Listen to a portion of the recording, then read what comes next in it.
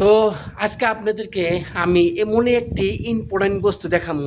আপনারা কিন্তু ভিডিওটা স্কিপ করবেন না, আর ভিডিওটা সম্পূর্ণ ভিডিও দেখবেন। বর্তমানে কিন্তু আমি আছি ব্যাঙ্গালোর।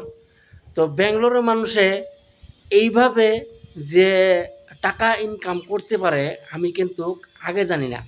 মানে কিসের নিগা, এই যে আমার পিছনে দেখতে আছেন আপনারা, আমার পিছনে এটা কিন্তু খুবই বড় একটা ফুলের বাগান।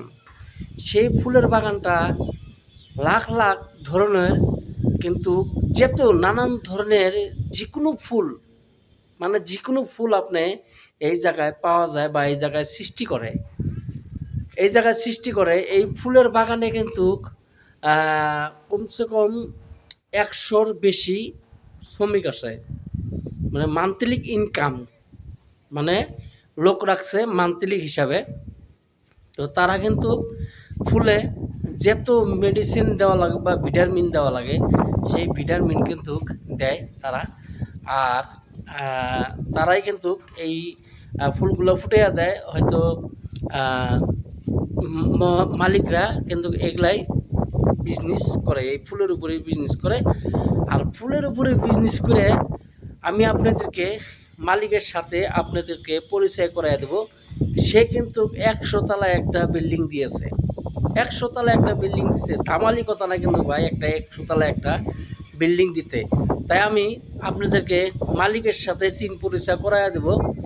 তো আপনারা আমার ভিডিওটা বেশি বেশি করে শেয়ার করে দেন, আরও দেখার সুযোগ করে দেন যে এই সাধারণ ফুলের বিজনেস করে বা ফুল ফুটাইয়া সেই ফুলটা বিক্রি করে 100 তলার একটা বিল্ডিংয়ের মালিক কিভাবে হওয়া যায়।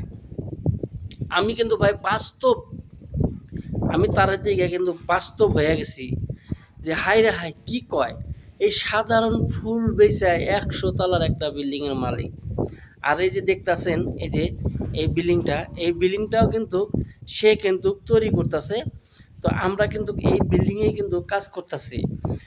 তো আমি কি বলবো, আর এই যে দেখতেছেন এটা কিন্তু অন্য ধরনের ইটা না, এটা কিন্তু আলাদা ধরনের একটা ইটা। এই ইটাটা কমসে কম 20 কেজি 25 কেজি ওয়েট আছে।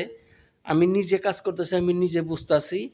তো 25 কেজি ওয়েট আছে এই ইটাটা কিন্তু সিমেন্ট দিয়েই বানাইছে, আর কুচি পাথর দিয়া বানাইছে।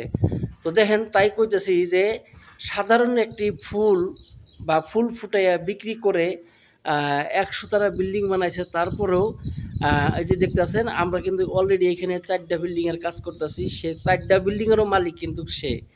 তো এই ধরনের নানান ধরনের ভিডিও পাওয়ার জন্য আমার সাথে থাকবেন, পাশে থাকবেন। ধন্যবাদ।